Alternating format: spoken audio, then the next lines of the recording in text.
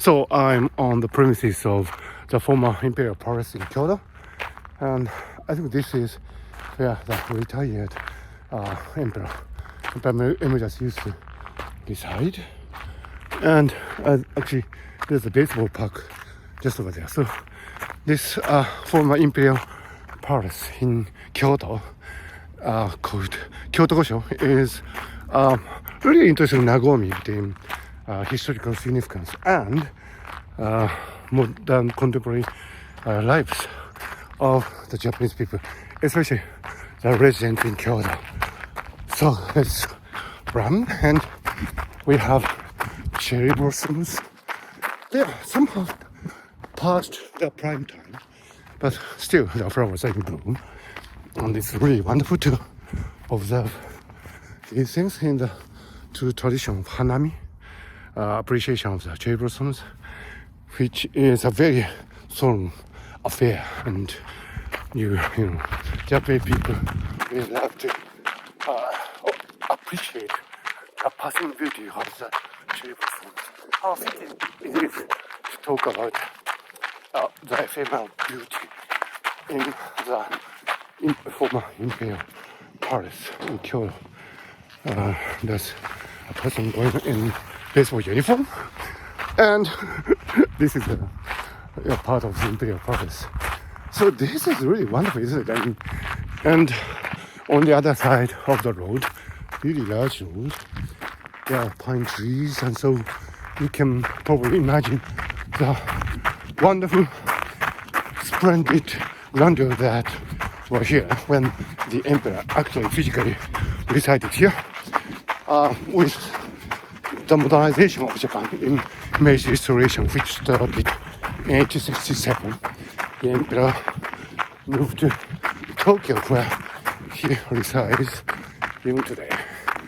And there's a guy running like me, not the same emperor, but the current emperor.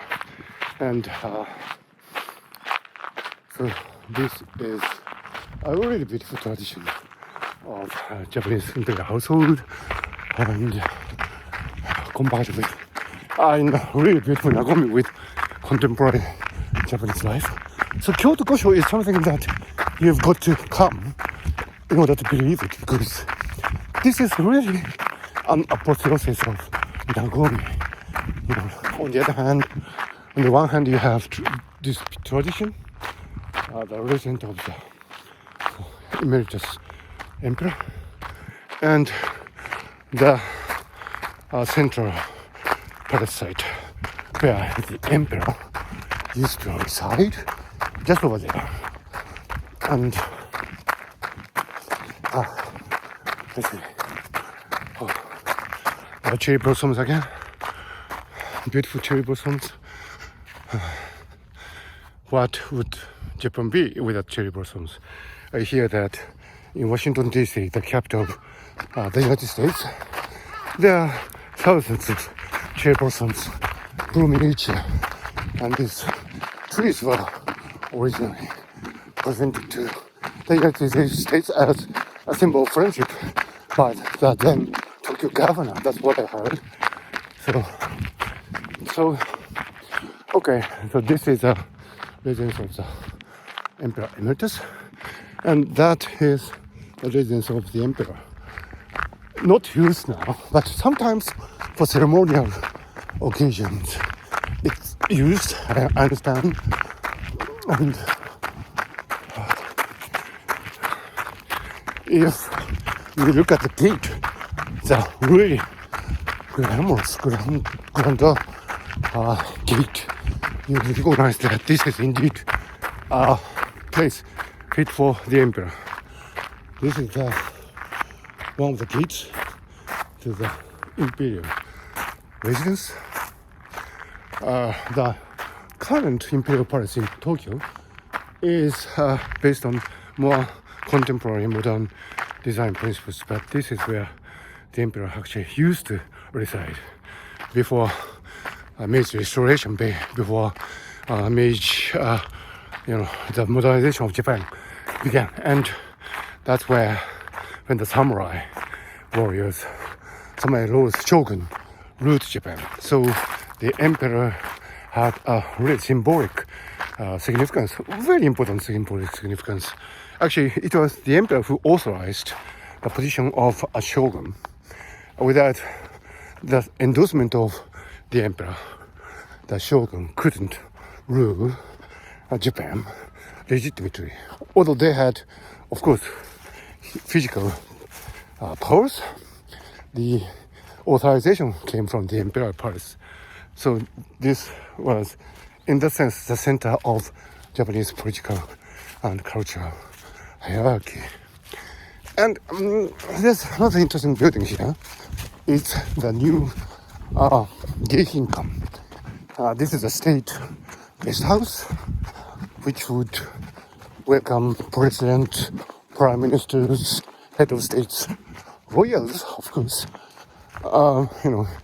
We have another Geihinkan state guest house in Tokyo, and this which was actually designed after Versailles, the French royal court. But this is more traditional, as you can see. The walls are quite similar to the imperial households, not exactly the same, because that would be sacrilegious. But anyway, this is where sometimes, from time to time, head of state are welcomed. Here, there are wonderful artifacts in this building, but I have never been there. It's open to the public, mind you. If you line up and buy tickets, you can have a look inside, but not at this time. It's early in the morning still. So this is more traditional, the state guest house in Kyoto, on the premises of the former imperial household. So, this really huge area is used in many functions, and I think that's wonderful. And of course, we have the cherry blossoms. Isn't it wonderful? What a perfect morning in the Kyoto Gosho, the former imperial palace. I should say that this is one of the most beautiful travel runs that I've ever had. Quite wonderful. So I hope you would come to Kyoto sometime and enjoy this really wonderful atmosphere. Meanwhile, probably I will run to the former residence of the emperor through the really wonderful greens and distance 3 kilometers.